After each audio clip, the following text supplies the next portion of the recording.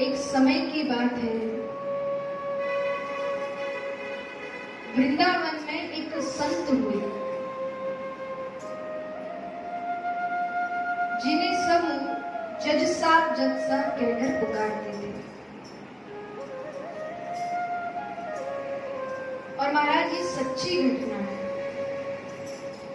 किसी ने पूछा कि भाई सब इन्हें जज साहब कहकर क्यों पुकारते हैं, तो पता चला कि ये किसी कस्बे के एक जज साहब थे और उसी कस्बे के गांव में एक भोला सा भक्त रहता था जिसका नाम है केवट। केवट का पूरा परिवार भी वहीं रहकर श्री रघुनाथ जी के मंदिर की सेवा पूजा करते थे। अब यहाँ केवट की बहन बड़ी होती है। पिताजी केवट को आज्ञा देते हैं कि जाओ अपने सेठ जी से कुछ पैसे मांग लिया। और पिताजी आग्रह करते हैं कि क्या सेठ जी पैसे उधार दे देंगे। केवट कहता है कि देखिए पिताजी, सब कुछ मेरे रघुनाथ जी जाने।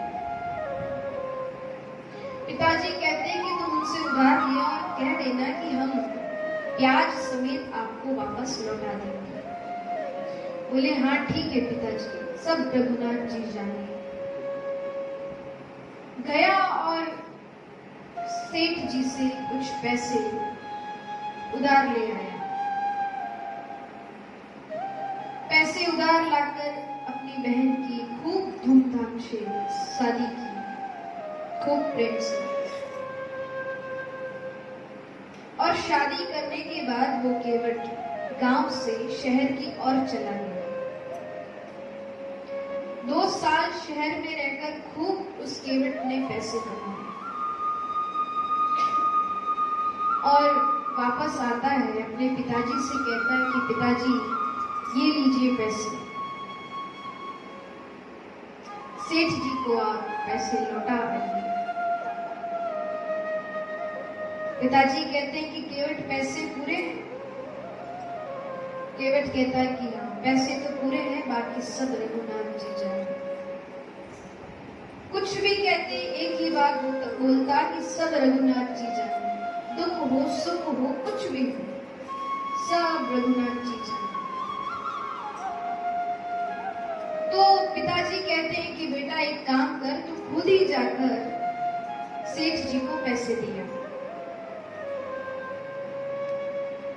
अब केवट सेठ जी के पास जाता है और कहता है कि सेठ जी बता दीजिए कितनी रकम हुई ब्याज समेत।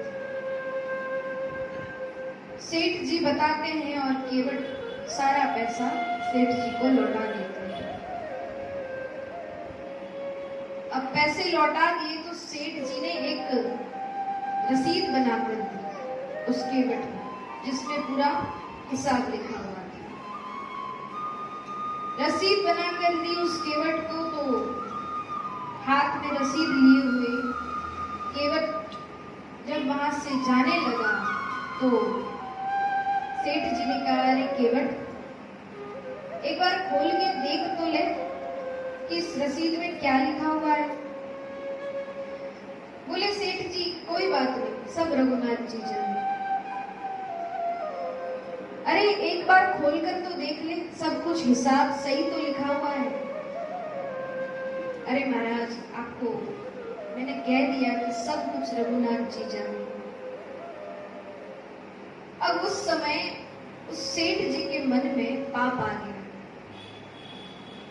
सेठ जी कहते हैं कि केवट वो जो रसीद है वो मुझे वापस दे, कुछ लिखना बाकी रह गया। सेठ जी रसीद लेते हैं और जो वो रसीद थी वो अपनी एक डायरी में रख देते हैं और उस केवट को दूसरी रसीद बनाकर देते हैं जिसमें लिखा था कि अभी सारा पैसा बकाया है। अब केवट यहाँ चुपचाप रसीद लेकर जाता है। तभी केवट को सम्मन मिलता है कि आपका पैसा बकाया है।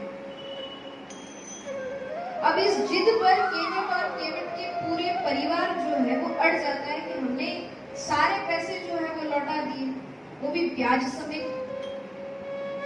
लेकिन यहाँ सेठ जी मानते नहीं। सेठ जी ने मुकदमा कर दिया। अब मुकदमा कर दिया तो वो मुकदमा कहाँ गया?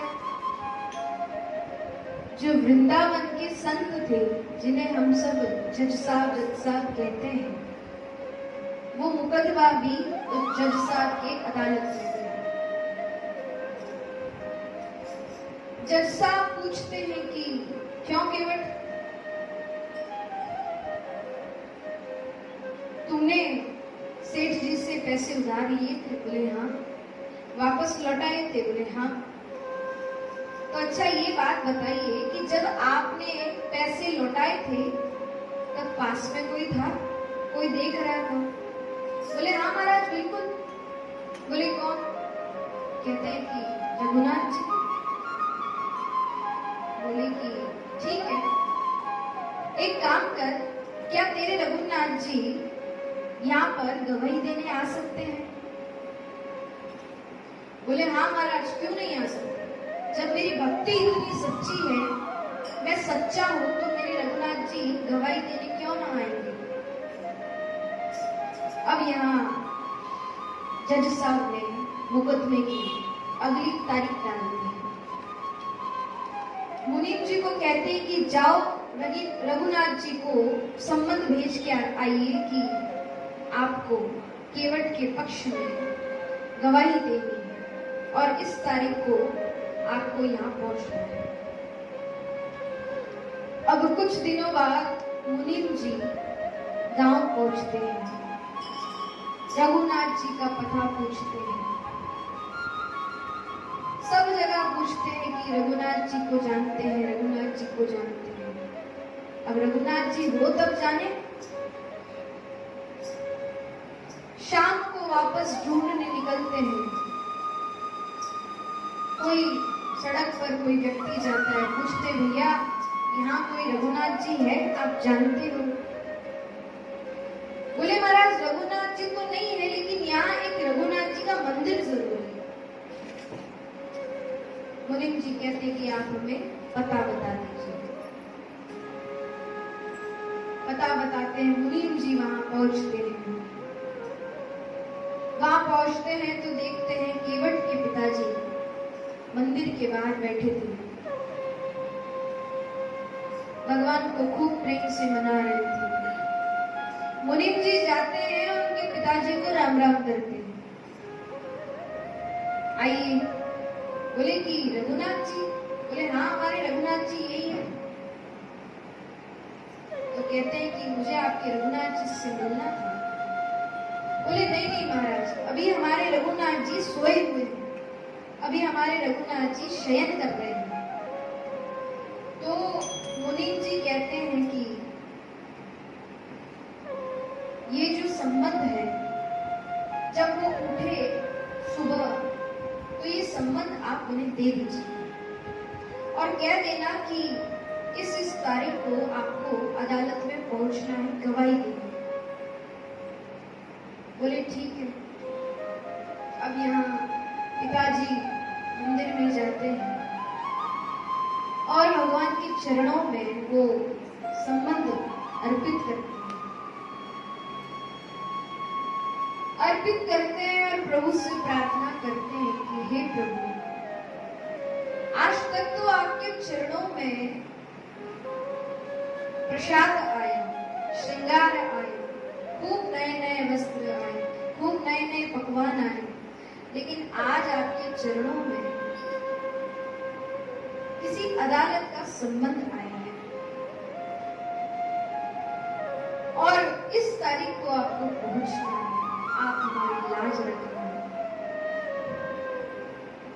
अगली तारीख आती है, अगली तारीख आई, केवट जाने लगा तो पिताजी रोकते हैं और कहते हैं कि बेटा रघुनाथ जी को प्रणाम करते जाना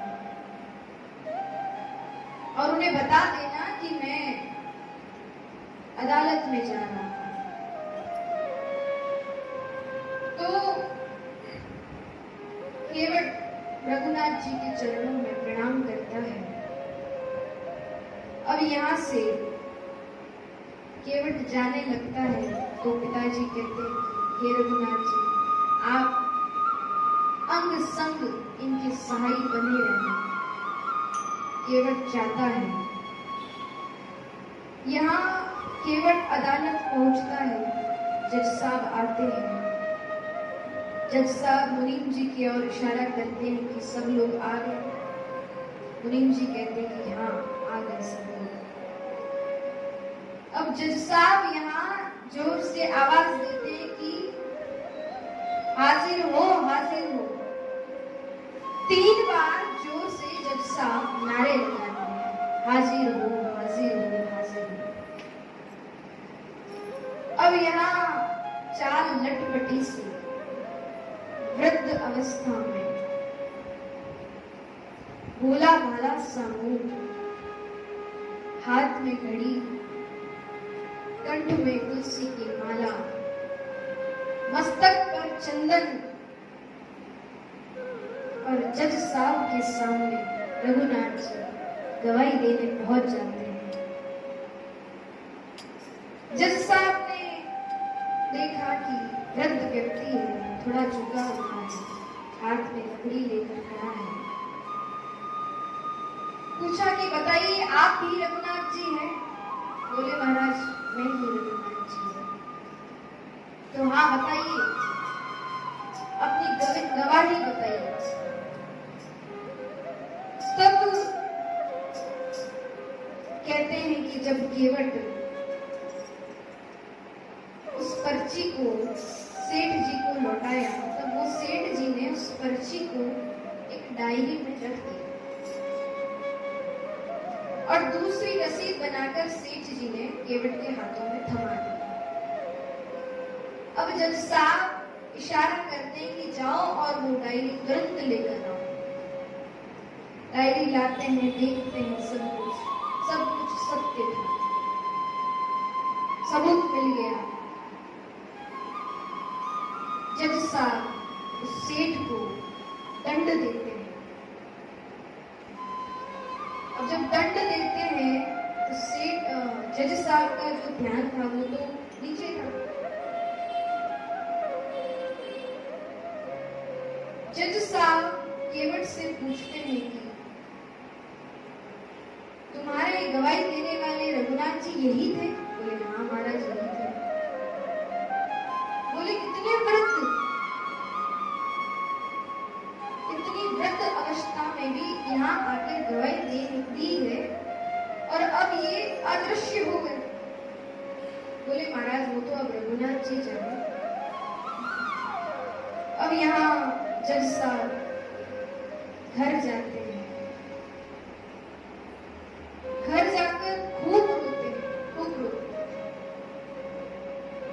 कि ऐसे कौन रघुनाथ जी थे जो मेरी आंखों के सामने फैसला सुनाते सुनाते अपनी गवाही देकर अदृश्य हो गए। खूब रोते हैं।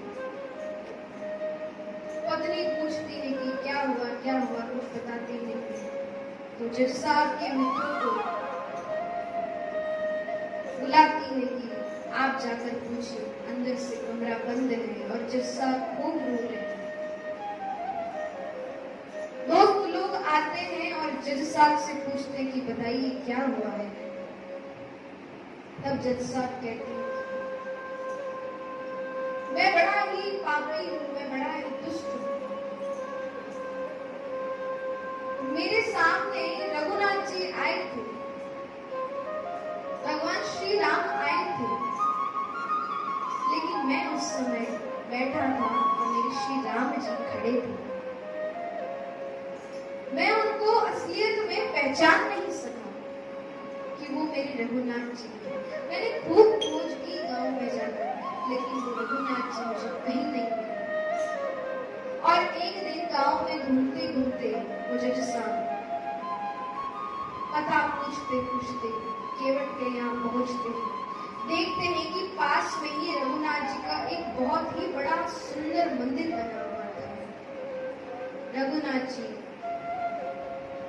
का जो श्रृंगार था बड़ा ही सुंदर था।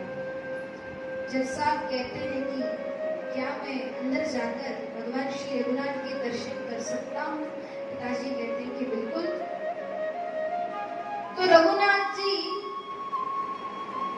मूर्ति स्वरूप में विराजमान तो थे ही, लेकिन जब जज साहब अंदर गए तो उन्होंने देखा कि जो व्यक्ति अदालत में पेश हुआ था वही उनके सामने खड़ा था। और देखकर उनका शरीर जो है वो कांपने लगा। और देखते देखते वह व्यक्ति अदृश्य होकर पुनः मूर्ति के दर्शन होने लगे। उसी समय माथा पटक पटक कर जज साहब रोते हैं,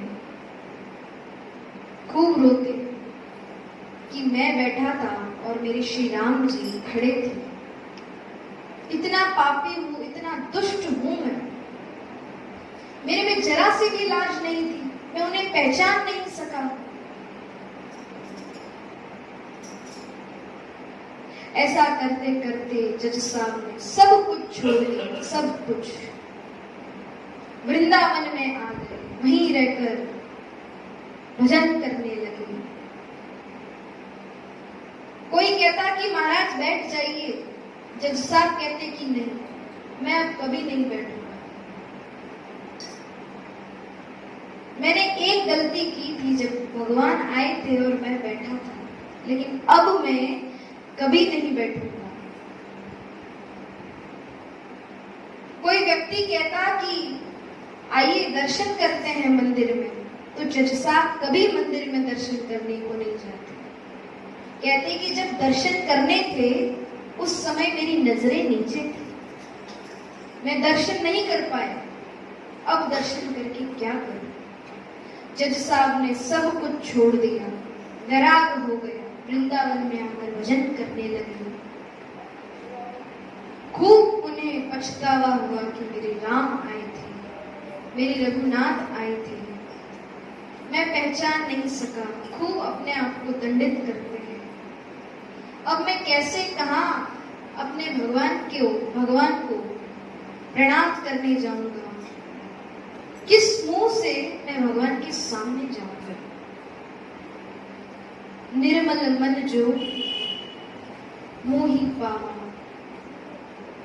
खूब रोता है, खूब प्रयास करता है कि प्रभु मुझे क्षमा कर देना। और वही जज साहब अपनी जिंदगी में ना कभी बैठे और ना उन्होंने कभी भगवान का दर्शन किया, क्योंकि उन्हें अंदर से एक तलब हो गई, एक दुख पैदा हो गया, एक अफसोस पैदा हो गया। श्री राम जी खड़े और हम बैठे हैं। खूब भजन किया, खूब भजन किया। केवल और केवल वृंदावन की गलियों में ही वो जज साहब रम गए।